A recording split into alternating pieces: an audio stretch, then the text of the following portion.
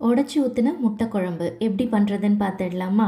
அதுக்கு ஒரு கடாயில் 4 ஸ்பூன் எண்ணெய் சேர்த்துக்கோங்க. எண்ணெய் காஞ்சதுக்கப்புறமா 1/2 ஸ்பூன் சோம்பு, அடுத்து 10 சின்ன வெங்காயம் பொடியாக நறுக்கி சேர்த்துருக்கேன். இதோட ஒரு பச்சை மிளகாய். வெங்காயம் நல்லா வதங்கணும், அது வரையும் நல்லா ஃப்ரை பண்ணி எடுத்துக்கோங்க.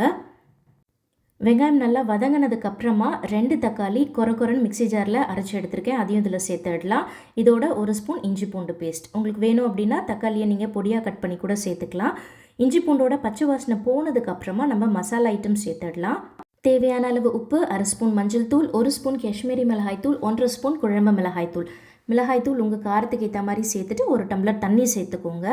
மசாலாவோட பச்சை வாசனை போய் எண்ணெய் நல்லா பிரிஞ்சு வரணும், அது வரையும் நல்லா கொதித்து வரட்டும்.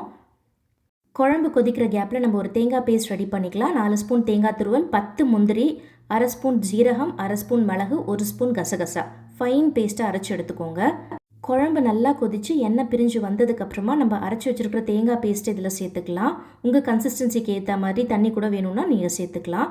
இப்போ இது எல்லாத்தையும் நல்லா கலந்து விட்டுட்டு ஒரு 5 நிமிஷம் இது நல்லா கொதி வரட்டும். கொதி வந்ததுக்கப்புறமா நம்ம முட்டை எல்லாத்தையும் உடச்சி ஊற்றிடுங்க.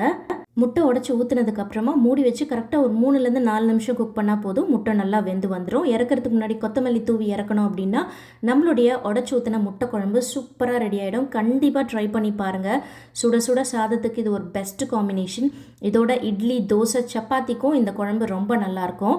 ட்ரை பண்ணிவிட்டு மறக்காமல் உங்கள் ஃபீட்பேக்கை கமெண்ட் செக்ஷனில் ஷேர் பண்ணுங்கள். அண்ட் இந்த ரெசிபி உங்களுக்கு பிடிச்சிருந்தா மறக்காமல் ஒரு லைக் பண்ணிவிடுங்க. பை.